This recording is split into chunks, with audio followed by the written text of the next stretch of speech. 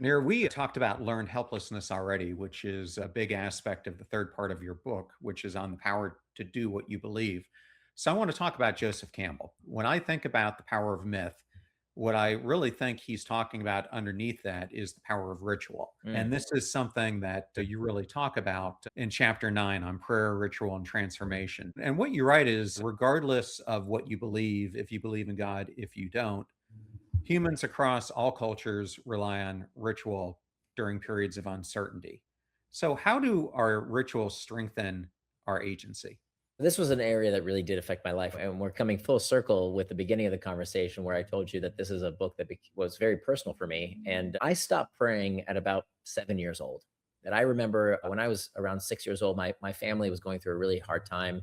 They were only 3 years in this country, and they got scammed out of almost every dollar they had. Some unscrupulous con man had taken basically all their money. And I remember my parents had a really tough time. They were constantly fighting. And I would go out to my driveway in the morning before anyone else woke up. I was the youngest member of my family. And I would go out there and I would look up and I would talk to this voice. And that voice I called God. And I remember that voice giving me a lot of comfort. But then as I got older, I couldn't prove that anyone was listening. It didn't speak to me to believe in something supernatural that I couldn't prove because I had this conviction that it had to be a fact. And if it wasn't a fact, then who was I talking to? And then, as I was doing the research for Beyond Belief, I kept coming across the incredible power of prayer. That people who pray live longer, they make more money, they have more friends, they contribute more to their community. It seemed like all these good things were happening to people who pray. However, I also found data that found that people who are spiritual but not religious have much worse mental health outcomes. I'm not just saying this, you can look up the studies for yourself. People who call themselves spiritual but not religious have much higher rates of anxiety and depression disorders than people who pray. So I thought this was not for me. There was nothing here for me.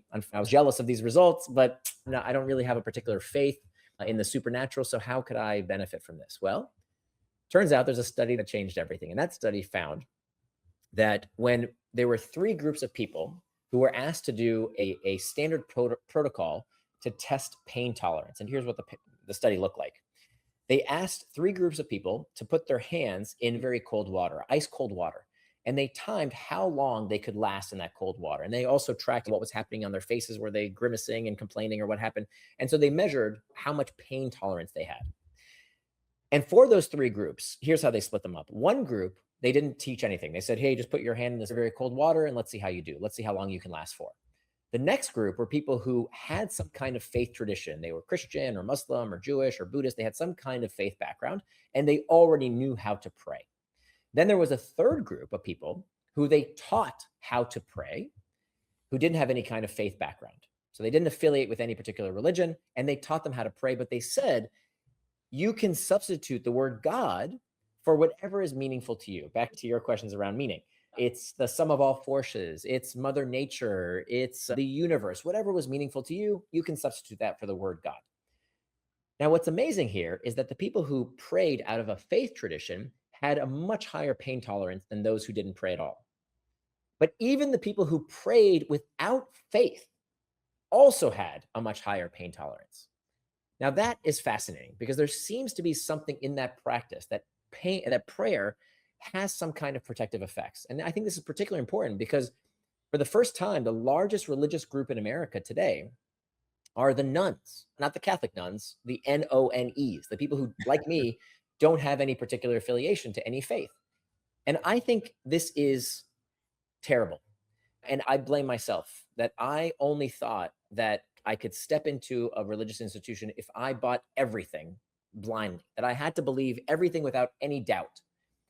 And it turns out I was very wrong. That in fact, for this book, I went to five religious leaders. Excuse me, but it sounds like a setup for a joke. I went to a rabbi, a priest, an imam, a monk, and a swami. And I asked them all this. They all walk into a bar, right?